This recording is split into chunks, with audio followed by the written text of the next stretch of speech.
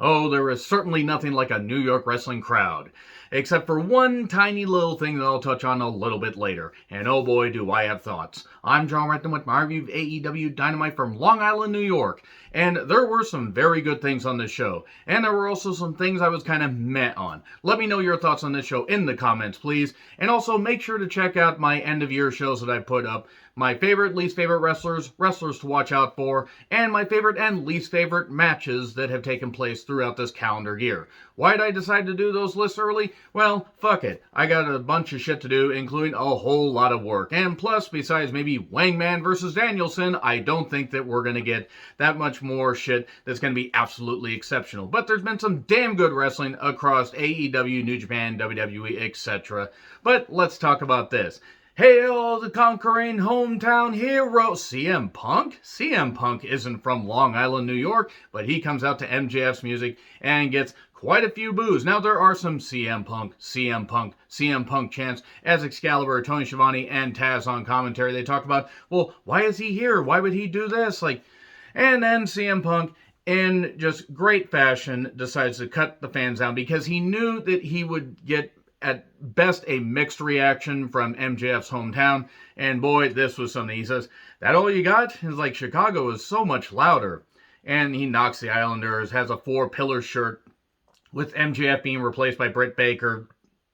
And he does talk about how, of course, people have to point out that I can't appreciate a woman for her talent. No, it's got to be that I want to get in her pants. Maybe that could be a little bit of a shot at a certain WWE commentator that just can't take any fucking criticism. The CM Punk dollar store wannabe that is Corey Graves.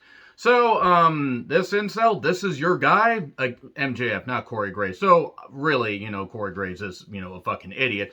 But anyway, MJF, he's just knocking him and everything. Keeps knocking the Islanders. He's not even as good as Piper in Hell Comes to Frogtown, because MJF talked about being as good as Piper in Portland and all that stuff and everything. That was Hell Comes to Frogtown. Boy, that movie was something. It wasn't good, but it was certainly something. And he says, he just can't understand how MJF's their guy, just like, the Islanders can't understand how to put a puck in the net. And if you're a hockey fan, this would obviously anger you. And CM Punk is a big Chicago Blackhawks fan. And I appreciate playoff hockey, but really just can't get into a lot of it. But man, playoff hockey certainly is something else. It is a very hard-hitting sport. So, he talks about Rodman being part of the Pistons, and we booed him, but then he came to the Bulls in 95, he was my worm, and MJF is your worm. And his eyes are on Wangman versus Danielson. He actually said Hangman versus Danielson, but I'm going to say Wangman because if you look at the font, you can't unsee it. And him and MJF have some stuff to settle. And he knocks the Islanders more and says, why don't you stand and fight like they do in Chicago? It's like, I'll do it tonight. If that's your guy, then, you're talking about how they're just, all shit. And cult of personality plays, and, we get a bit of a sing-along because he's still CM Punk, and he's getting a big reaction. Now, was this the best promo segment that they've done? No. Was it atypical knocking a local sports team, and was it kind of like, just a guy leaning into the fact that he was going to get booed, so why not just go with it and make the most of it? Yes, that's what it was. And it wasn't his best promo, but it was pretty good, and he was having a whole lot of fun with it.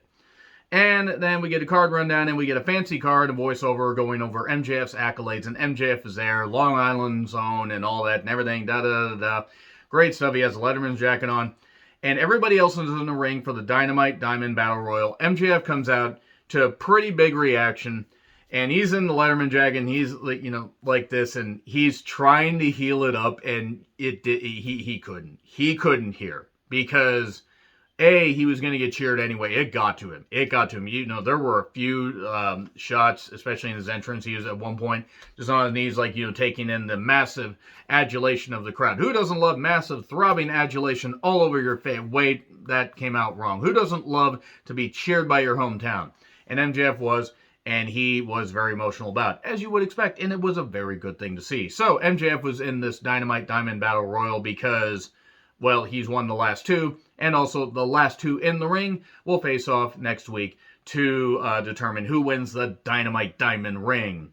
So, Lio Rush, Matt Hardy, Kazarian, Lee Moriarty, Matt Sydal, Lee Johnson, Wardlow, Hobbs, Starks, Dante, Lethal, and of course MJF. So everybody is in there, and he got the only entrance. Everybody else is already there, and they all start doing their stuff. This is a typical battle royal that had a mixture of people that have potential and also Matt Hardy, who should not be in the ring anymore. I'm sorry, he shouldn't. He can't fucking move anymore. I want to address something really, really quickly before I get back to this match, because I'm reviewing this hours after, because I work late on Monday, or on Wednesdays rather, and I'm not able to watch Dynamite live, except if it's on like a Saturday and I just stay up and whatever, because it is what it is, and it's good to watch wrestling live. However, because of my work schedule, I watch it on delay, usually half on Wednesday and half on Thursday. Well, because I watched all of it just a bit ago, because I woke up early because I was super tired, I was like, fuck it, going to bed. I saw the news of Jeff Hardy being released by WWE because there was house show footage that leaked out of him not in the best shape. He just was stumbling around and whatever, and it was very, very odd. Apparently, and he's had many, many substance abuse issues. Alcohol, pills, that kind of stuff, whatever. I don't know the full details. I don't care.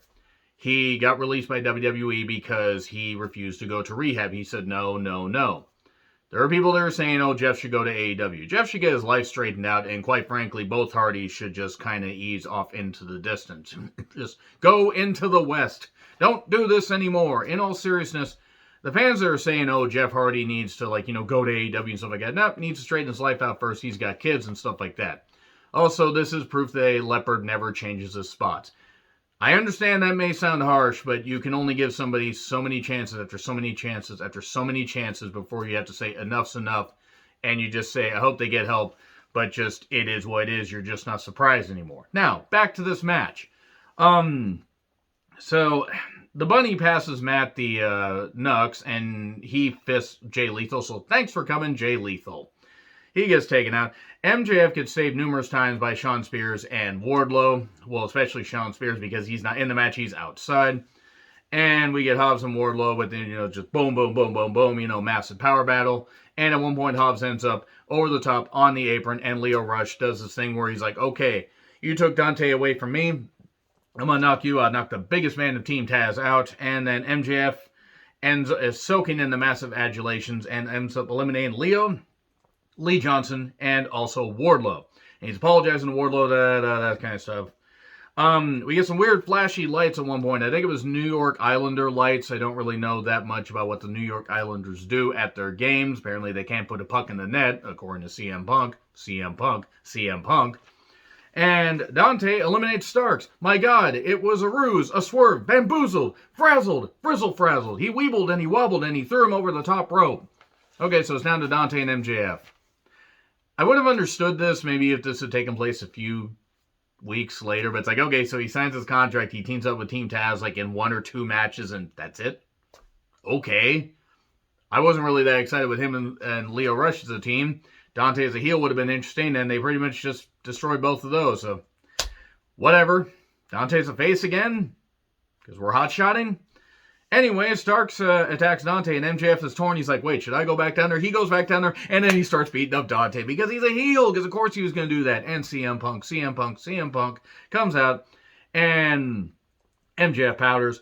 Starks gets hit by Dante, and GTS2 Starks, and Punk versus Starks as a feud until we get to Revolution. If you do one match with MJF and CM Punk, and then you go to Starks and Punk, and then you revisit MJF versus CM Punk, I think that would be the best way to go about it. So far, we're not... The Battle Royal was what it was. Speaking of what it was, if that even was English, Jurassic Express, Jungle Boy, and Luchasaurus. Whoa. Okay, so I have no rhythm at all. I have no music. I don't have my girl who could ask for anything more. And the Varsity Blondes, Griff Garrison and Brian Pillman Jr., with Christian Cage and J-U-L-A-A Hart. More on her later. Saw that going differently in my head. Versus The Acclaimed and 2.0 with Daniel Garcia. There was one funny line that Max Caster had. Jungle Boy still can't cut a promo. We'll run your bitch ass out of town like Como. I like that. That was good shit. That was good. That was fucking good shit. I don't care what side of the fucking political fence you fall on. You do that shit to women, you need to go. You need to go. You do that shit to anybody against their will. You need to fucking go. We need to clean up this bullshit. But that was a great goddamn line. The match is typical. The match is a typical thing. Here's one thing I want to touch on, though. I praise the New York crowd. And Long Island, for the most part, at least from what I could tell, was mostly loud. They were quite into it, and they were very appreciative of the efforts, except for one fan that I'm going to put in quotations, yelling out a slur that I'm not going to repeat here. All I'm going to say is he called Anthony Bowens, who's openly gay, that was a number of months ago on AEW Dark Elevation, called him an effing F. Do not type that in the comments. You know what it is. Don't type it in the goddamn comments or I'll ban you. I don't care how long you watch a goddamn channel. There's a reason I put that shirt back there. This reminds me of how I was. Just a little bit of story time here. I used to be extremely homophobic, extremely racist, and that kind of stuff. And I don't care if I'm calling myself out or telling on myself. I'm not that way anymore. I hate everybody equally. Fuck every single one of y'all. Fuck me too. But the whole point is you're going to yell that out, especially for a company. Yes, I knock AEW, and I'm certainly not saying that they claim to be as all-inclusive as they are. There are certainly a lot of issues with something, but they have enough people that have a platform and can earn money. This person, because they're not even a wrestling fan, they go to a wrestling show that has Nyla Rose, Anthony Bowens, Sonny Kiss, various others. I apologize if I forget anybody. I'm not trying to slay anybody. The whole point is they have various people that are, part of the LGBTQ community, whatever side they're on, whatever letter applies to them. You're going to yell that out and you're going to do that. I really honestly hope that whoever that person is, that they have children, that their children end up growing up to be better people than they ever were and end up abandoning their father or their, whatever, their sperm donor.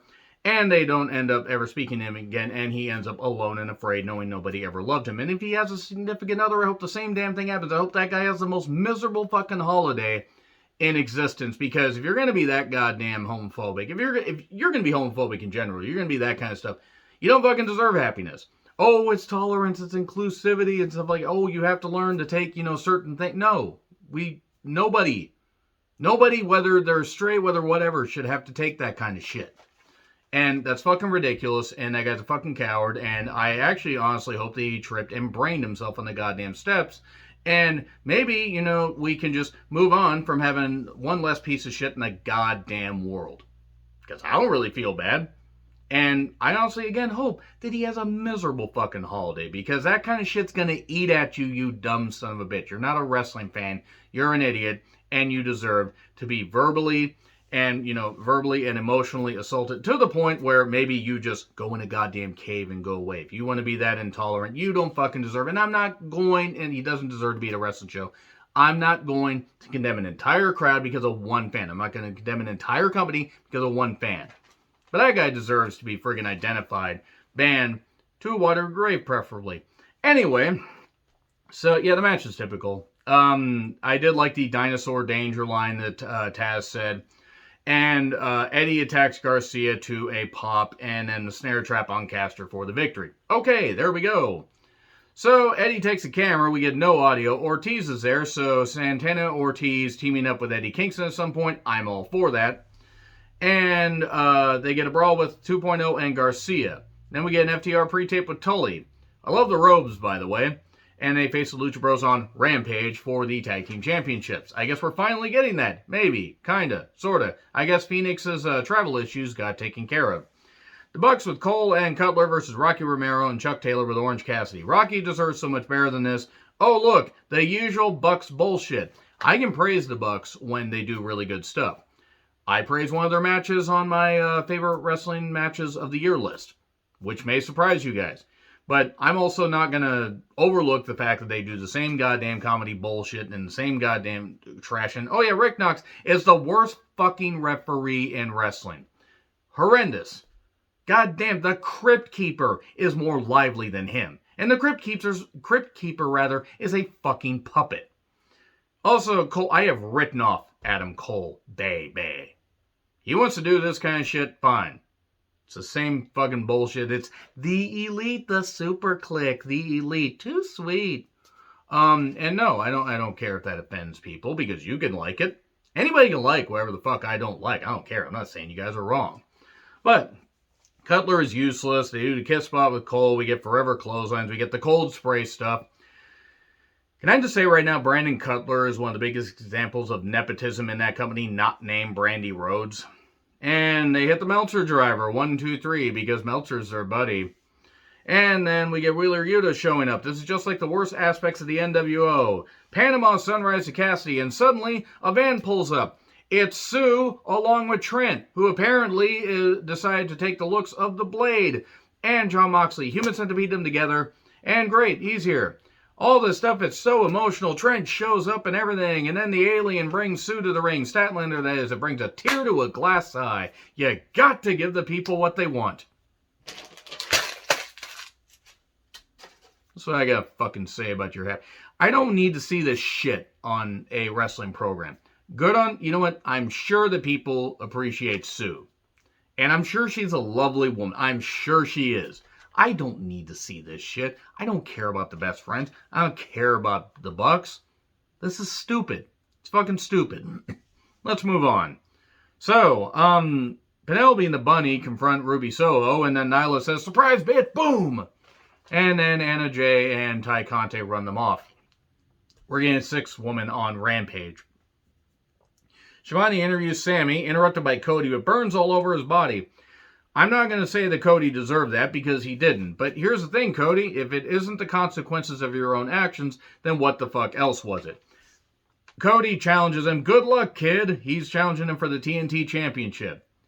Nobody wants to see Cody win a championship at all. Watch him beat Sammy for it. I mean, it'd be really fucking stupid, but watch him do it. And he got a lot of boos. My God, he got a lot of boos. And cut to Sky and Ethan, who, why are they still a team? Why is Scorpio Sky being sandbagged with somebody like that? And Ethan's a fine talent. The team is nothing. Ethan says if he was an EVP, he wouldn't have to jump through hoops. Cool, we're continuing this. So I did like the Be a Hater signs in the crowd. I did also enjoy the Thunder Rosa pre-tape about her match with Jade Cargill.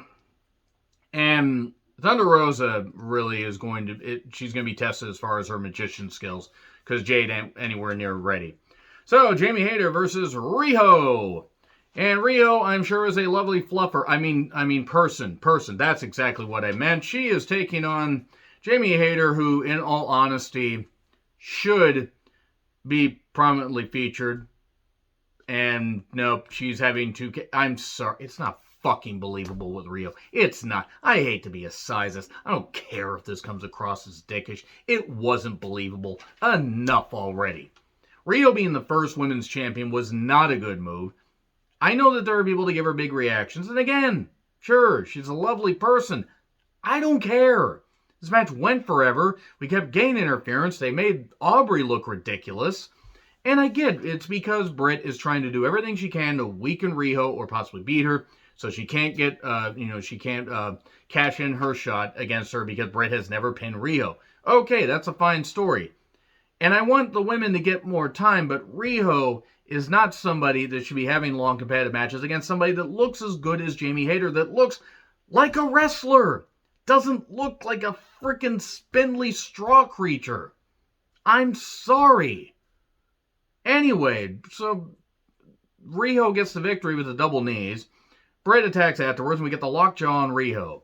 Let's move on. Lucha Bros and FTR. Ruby, Anna, and Ty Conte versus Nyla the Bunny and Ford. Cole versus Wheeler Yuta on Rampage.